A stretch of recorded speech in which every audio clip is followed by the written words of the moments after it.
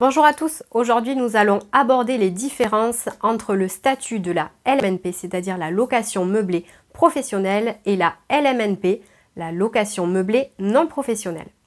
Cela concerne les revenus issus des bénéfices industriels et commerciaux et non des revenus fonciers.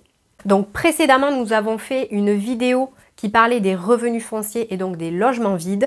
Aujourd'hui, nous allons parler exclusivement de la location meublée qui relève donc du BIC et non du revenu foncier. Dans un premier temps, je vais donc aborder les similitudes entre le statut du LMP et du LMNP. Il bénéficie d'un amortissement possible sous le régime réel, sauf pour le LMNP en Censi-Bouvard, qui bénéficie dans ce cas d'une simple réduction d'impôt. On peut déduire les intérêts d'emprunt ainsi que toutes les charges. Il bénéficie de réduction de frais de comptabilité et d'une adhésion à un centre de gestion agréé avec un plafonnement à hauteur de 915 €. Ils sont tous les deux assujettis à la TVA, sauf dans le cadre d'un bail commercial à un exploitant hôtelier. Je vais maintenant aborder les différences entre ces deux statuts.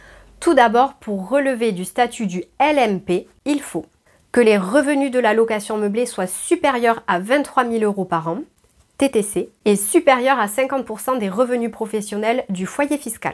Pour relever de la catégorie des LMNP, il faut que les revenus issus de la location meublée soient inférieurs à 23 000 € TTC par an.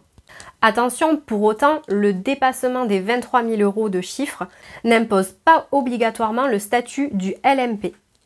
En effet, si les revenus issus de votre location meublée ne dépassent pas les 50% de vos revenus principaux, vous pouvez toujours choisir de conserver le statut de LMNP. Dans le cadre de la LMP, les déficits sont imputables sur les revenus globaux, alors que dans le cadre de LMNP, ils ne sont imputables que sur les revenus de la même catégorie.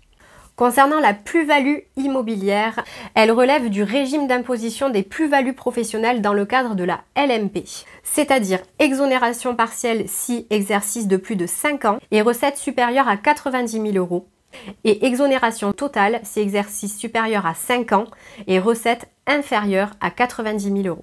Dans le cas de la LMNP, on relève du régime des plus-values des particuliers. On a donc une exonération totale au bout de 22 ans, pour l'impôt sur le revenu et de 30 ans pour les prélèvements sociaux. On note également une différence au niveau des charges. Pour la LMP, on est redevable du RSI de 20,15 à 43,20% du revenu net professionnel et de la CSG-CRDS sur les revenus d'activité à hauteur de 9,7%. Pour la LMNP, il n'y a aucune charge sociale professionnelle, mais seulement la CSG et CRDS sur les revenus du capital à hauteur de 17,2%. Cette vidéo touche à sa fin, je sais qu'aujourd'hui on était sur des termes un petit peu plus techniques. J'espère avoir été suffisamment claire et vous avoir un petit peu plus simplifié ces différents régimes. N'hésitez pas à nous faire un retour pour nous dire si ça vous a plu et si vous souhaitez qu'on renouvelle ce genre de vidéo. N'hésitez pas à nous faire part en commentaire de vos observations et de vos questions si vous voulez pousser le sujet un petit peu plus loin. Je vous dis à très bientôt pour de nouveaux conseils vidéo.